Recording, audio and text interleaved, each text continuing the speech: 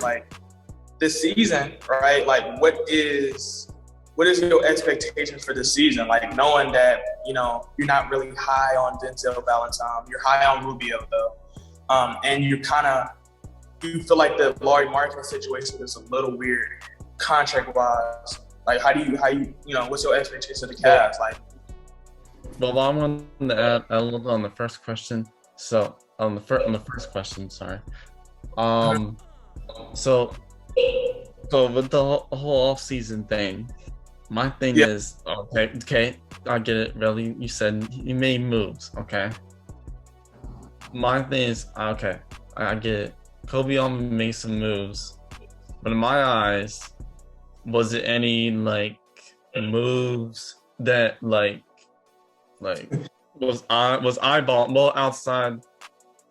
Like in my opinion, I was wanting a move that would propel, at least in my eyes, a roster to at least a play-in team or a playoff team, because we're in year 4, and I think we're supposed to be we should be at least a play-in team by year 4, or at least in the playoffs.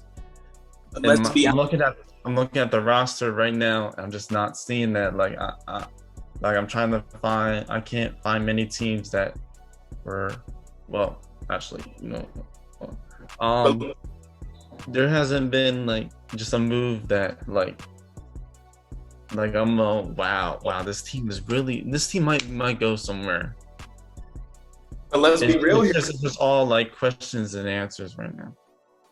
I agree with that too, but let's be real here, because we've had these arguments before, right? Where I've personally told you I felt a certain type of way about how Koby Altman approaches situations, right? And we've been in arguments that we felt like Koby, maybe I'm just too harsh on Koby Altman, but this was the criticism I had with Koby Altman. Like, did we really expect him this offseason to really, like, let's not even say blockbuster trade, but a trade that would really change the trajectory of the team? Like, at what part of the season has he shown us that he was going to make those type of moves? Like, even let's say Andre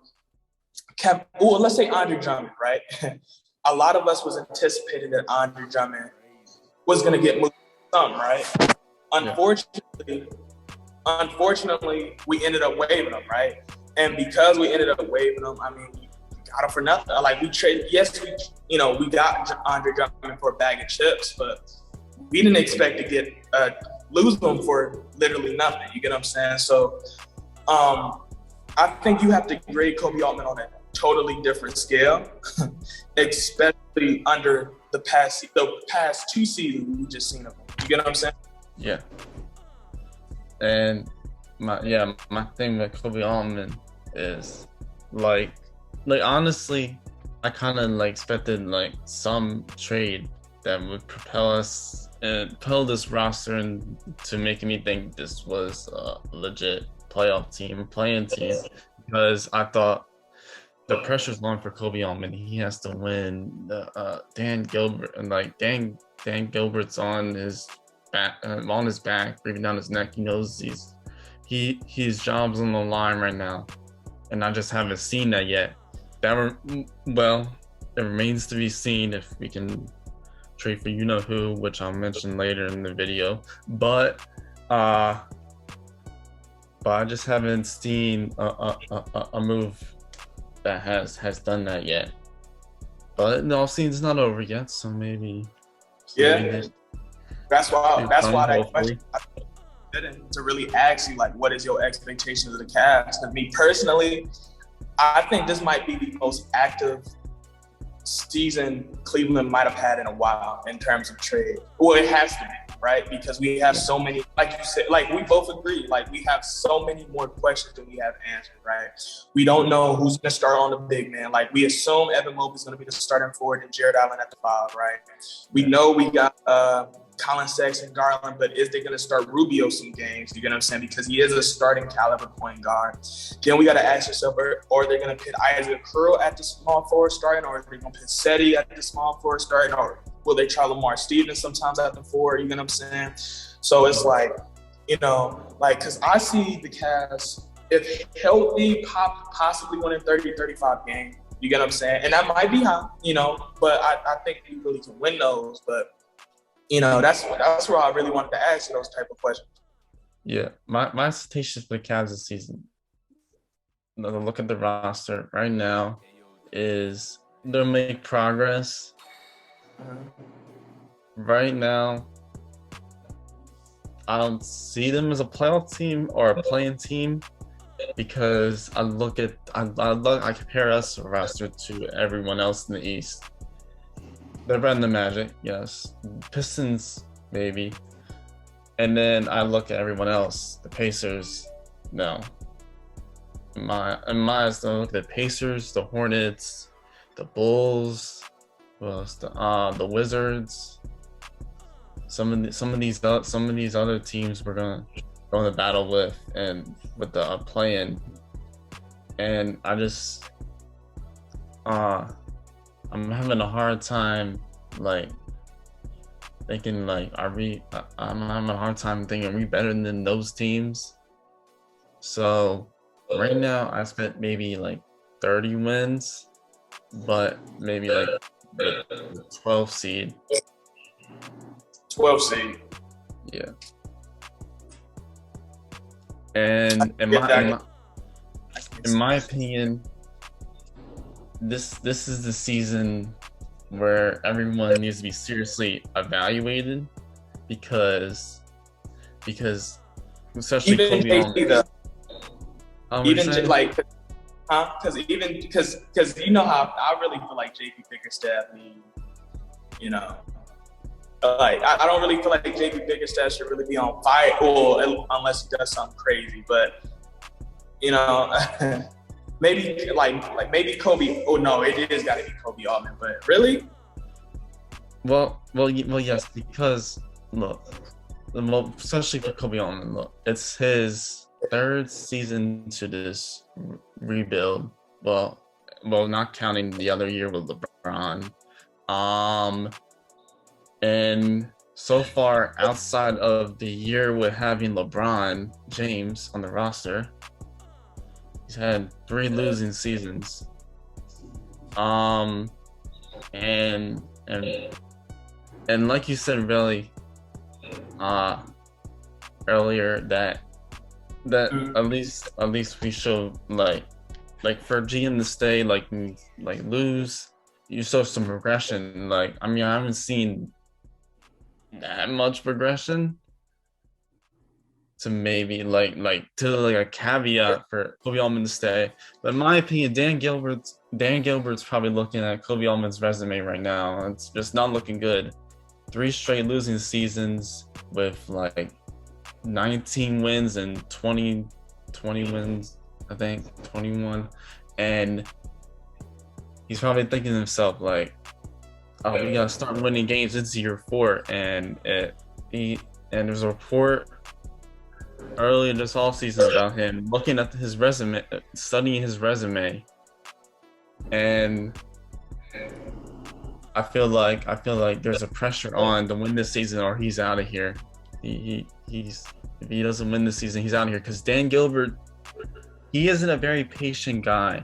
Well, he's been patient for his rebuild, but there's a time, at some point, he's gonna be like, bro, I need results. I need to win games. What are you doing for me, Koby Altman? What are you doing for this team? What is the direction for this team? Yeah, I agree with that full-heartedly. I think Cleveland has built that reputation. Well, Dan Gilbert, like you said, has built that reputation. He's not patient, right?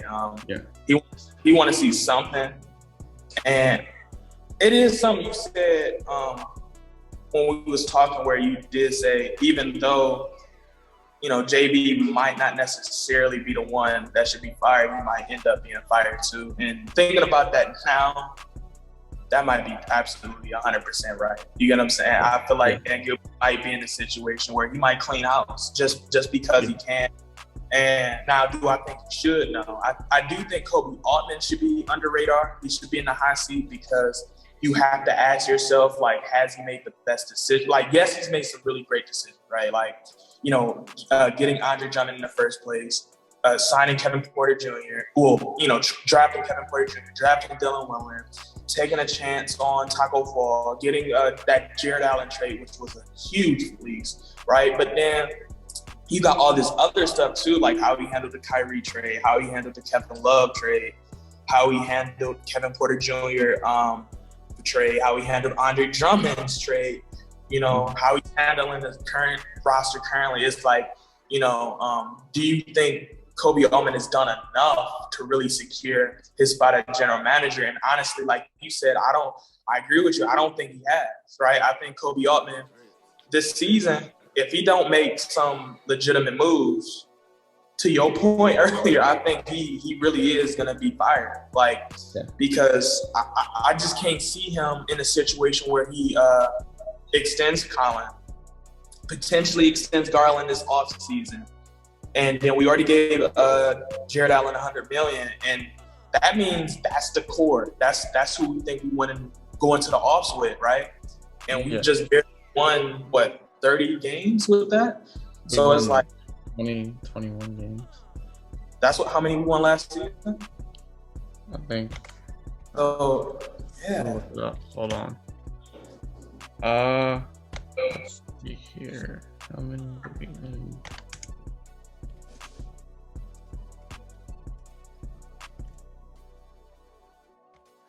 So we won. We won 22 games last season. That's not good. Because I think last season, I guess we technically improved, but I think last season we only had 18, 19 dubs the season before that one. So, that's not really good.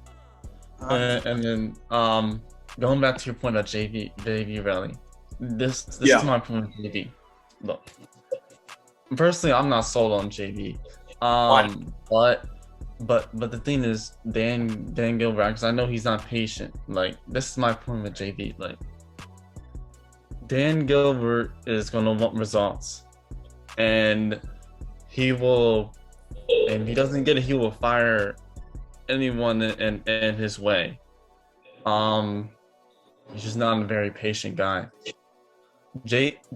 In my opinion, JV is not safe either, because like I said, he's gonna want results, and if he doesn't get it, he fires the coach.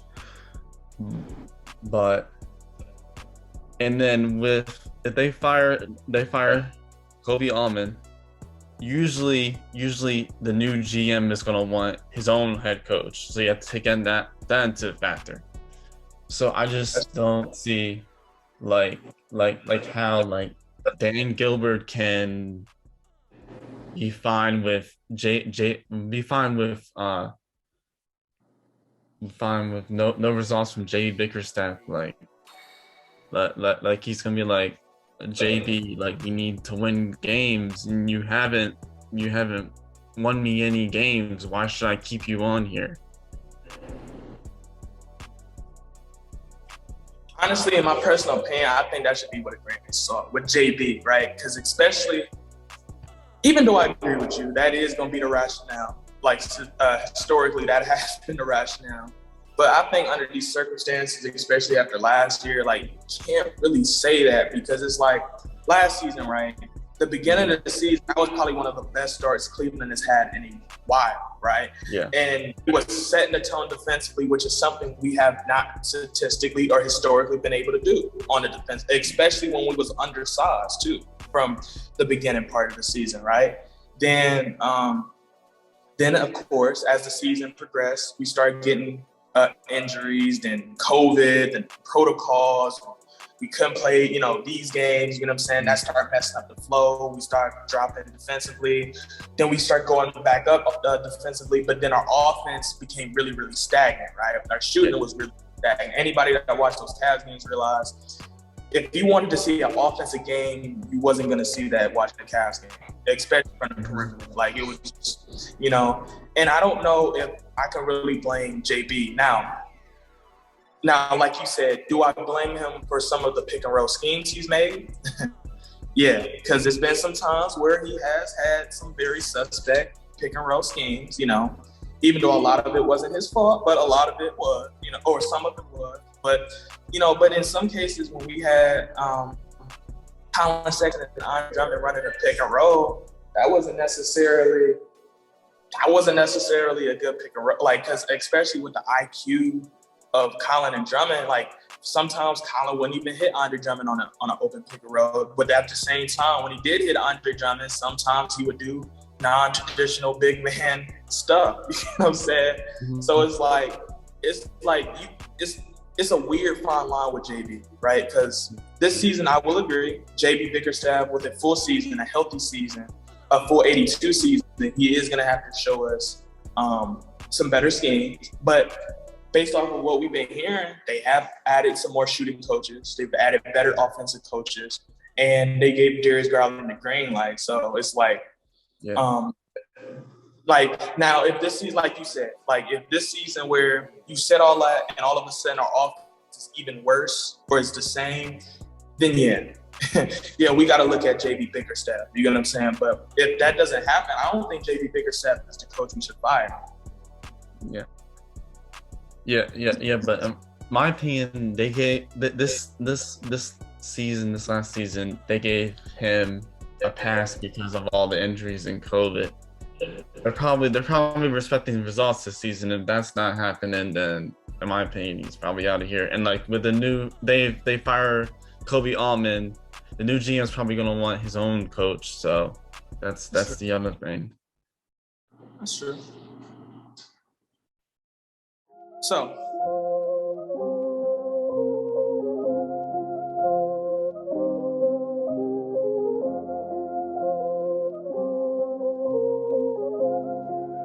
That's Atlantis with that money.